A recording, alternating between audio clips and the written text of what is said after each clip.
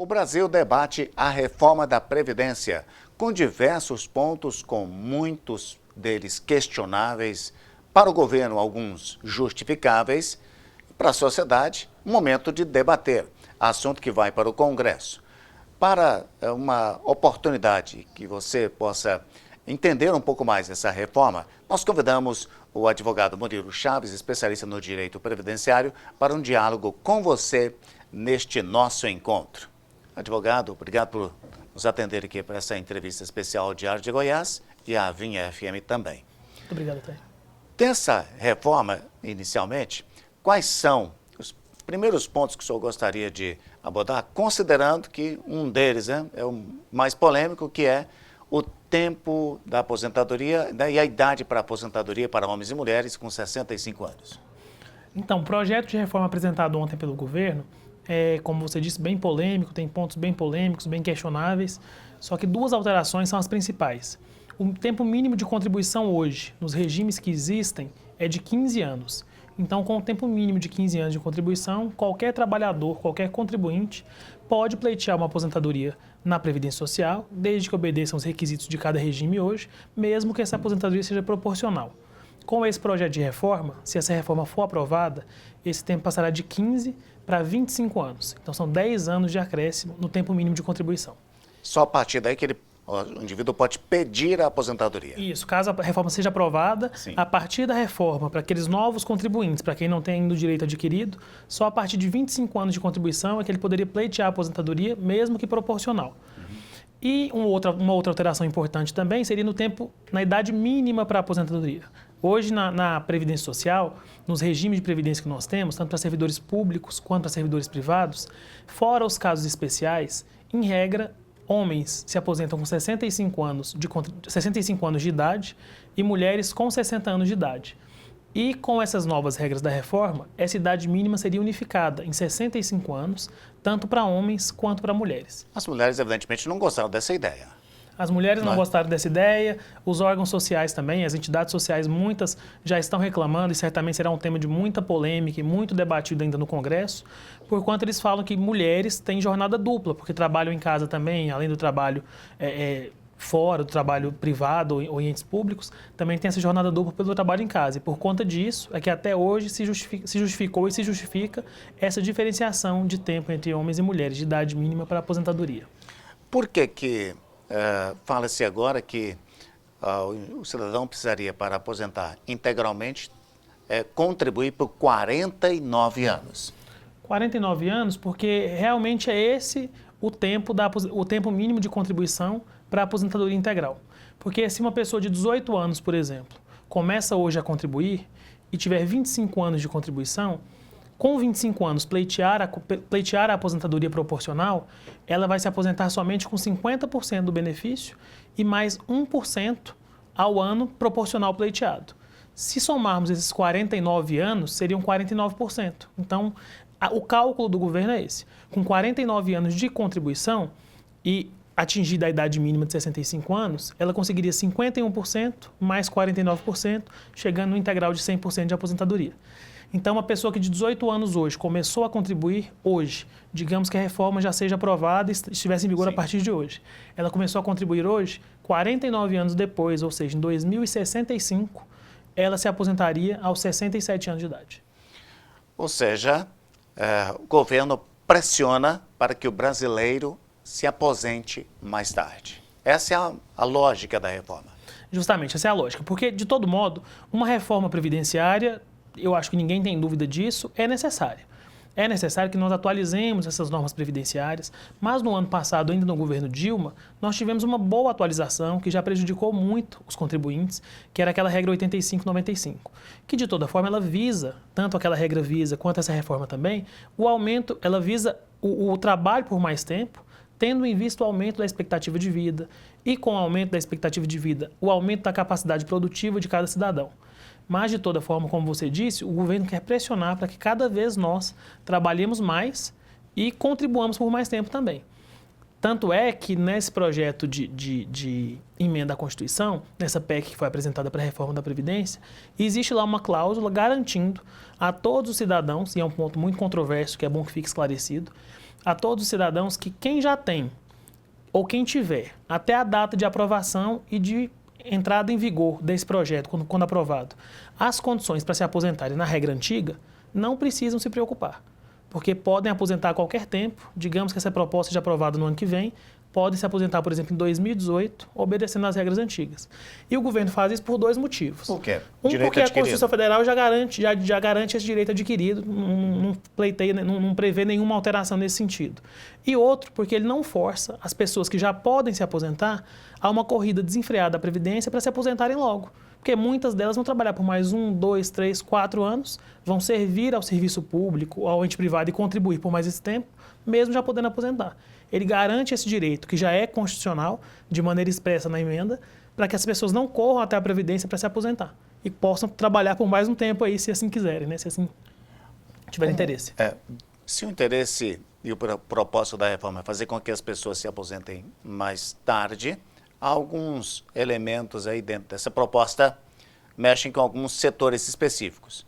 Nós estamos vendo aí a manifestação dos policiais reclamando por causa do fim da aposentadoria especial deles, né? E o reconhecimento ao risco de vida, ou seja, fazendo-os trabalhar também por muito mais tempo. Esse é um dos pontos polêmicos, ou há outros segmentos também que estão com maior preocupação?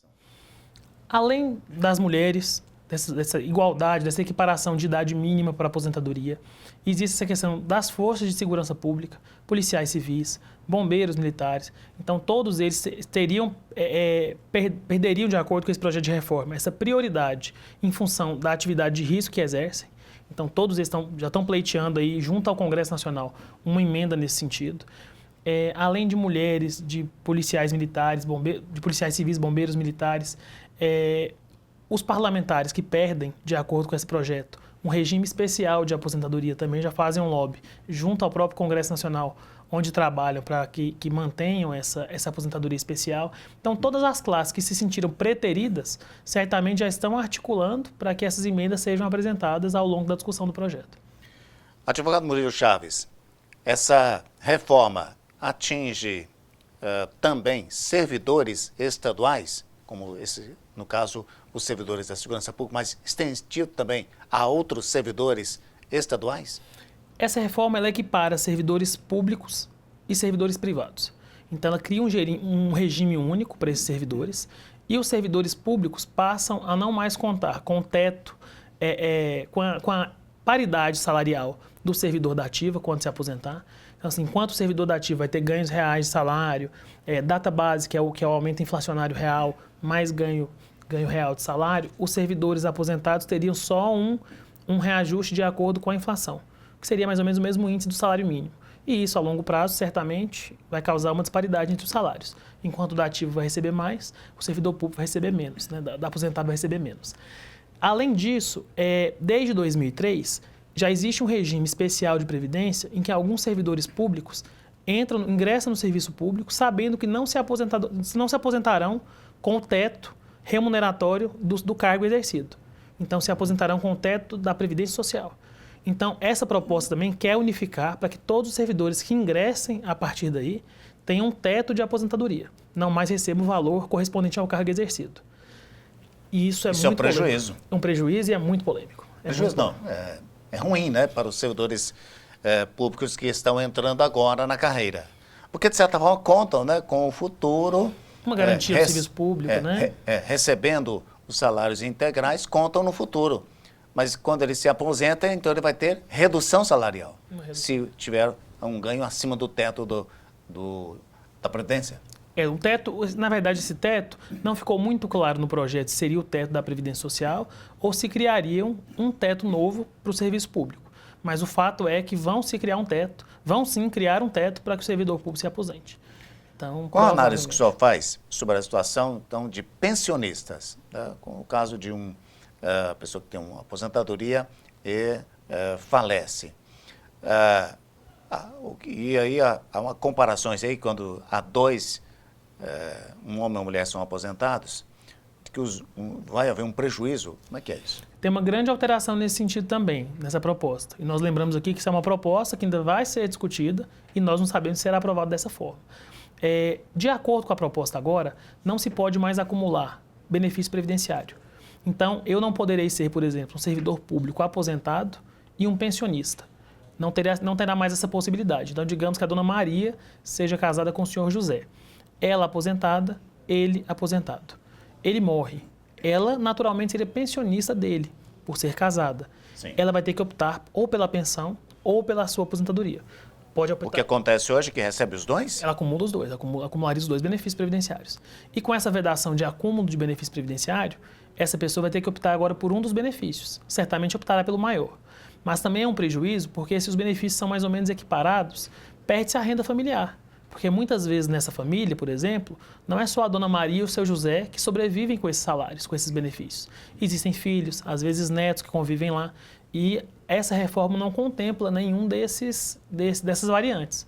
Então, de toda forma, ela perderia uma renda, sim. Ela teria que optar por uma das duas e perderia. Um outro ponto que a reforma não consta e que a gente já começa a imaginar que vai ser um ponto polêmico é que se, por exemplo, essa mesma dona Maria trabalha, está na ativa, contribui para a Previdência e perde o esposo, ela será pensionista dele. E aí não vai ter nenhuma vedação para ela acumular o salário do trabalho enquanto ela esteja ativa com o benefício previdenciário dele de pensão por morte. Mas quando ela for se aposentar, ela vai ter que optar ou pela sua aposentadoria ou por continuar recebendo essa pensão por morte. E se ela optar pela pensão por morte, digamos que seja mais vantajoso financeiramente, esse tempo todo que ela contribuiu, essas contribuições vão para onde? A Previdência vai devolver? Vai existir um pecúlio, alguma coisa nesse sentido, que a Previdência vai devolver essa contribuição? Porque ela contribuiu e teria direito a um benefício. Se ela não pode mais acumular, essa resposta não existe no projeto. Então, certamente será fruto de discussão também na Câmara Federal. E como também há dúvidas sobre a tal regra de transição para quem hoje está com mais de 52 anos de idade? É assim, para homens que tenham mais de 50 anos... para homens e mulheres com mais de 50 anos, porque o 49 está assim, 49 inclusive, então é para quem tem mais de 50 anos, e esteja próximo à aposentadoria, mas não vá se aposentar por agora. E essa proposta, por exemplo, tem uma expectativa de ser aprovada, o texto final aprovado, até o primeiro semestre do ano que vem. Então, digamos que essa pessoa está próxima a se aposentar, mas vai se aposentar no início de 2018. Então, de toda forma, mesmo se a proposta for aprovada, ela ainda vai ter um tempo de trabalho pela frente. E tem mais de 50 anos, ela vai entrar na regra de transição, que é um pedágio que eles estão falando. Como é que vai ser? Ela vai até a Previdência Social e lá eles vão calcular quanto tempo faltaria para ela se aposentar pela regra atual, que está em vigor, e quanto tempo faltará para ela se aposentar pela regra que será aprovada. E vão fazer uma razão desse tempo e ela terá que cumprir 50% desse tempo ainda. Então, para quem está prestes a aposentar, não tem tanto prejuízo, porque se faltar, por exemplo, 1 ano, ela vai ter que cumprir 6 meses. Se faltarem 3 anos, 1 ano e meio. Então, é uma regra de transição até mais suave, mais branda, né? Mas para quem... Mas poderá se aposentar integralmente. Integralmente. Mas para quem tem um tempo ainda de contribuição pela frente, um tempo maior, ou para quem começa a contribuir hoje, é uma proposta muito complicada, porque nós percebemos que, como nós falamos mais cedo, o interesse do governo é que cada vez mais nós nos aposentemos mais tarde. Então, se nós pensarmos num universitário, por exemplo, que sai hoje da faculdade aos 24 anos e começa hoje a contribuir, para ele se aposentar integralmente, ele tem que contribuir mais 49, se essa regra não mudar nesses 49 anos. Então, ele vai se aposentar, no mínimo, aí com 70 e alguma coisa, 70 e poucos anos. Né? Ou 65 anos de idade. Mas proporcionalmente, né? Não seria uma aposentadoria integral. Porque a aposentadoria integral tem que ter um mínimo de 49 anos de contribuição. Não é garantido isso? Não. A aposentadoria integral tem que ter um mínimo de 49 anos de contribuição, de acordo com o projeto. Então, começar a trabalhar mais tarde é muito pior. Muito pior, muito pior. Nós temos cada vez começar a trabalhar mais cedo para contribuir desde o início e depois conseguir aposentar um dia na vida e ir lá pelos 70 anos, pelos 60 e poucos anos. No geral, como o senhor avalia essa proposta? E levando em consideração, evidentemente, que toda essa pressão, né, para que as pessoas se aposentem mais tarde, como advogado, mas também, né, como cidadão. Como o senhor avalia? A proposta é muito, como nós falamos mais cedo, uma reforma previdenciária mais ampla era necessária. E eu não estou falando em consideração ao rombo previdenciário que é alardeado, porque esse rombo também é muito controverso, pois se nós levarmos em consideração créditos, contribuições previdenciárias e benefícios previdenciários pagos, em todos os anos... O orçamento da Seguridade, né? Em todos os anos nós teremos um superávit.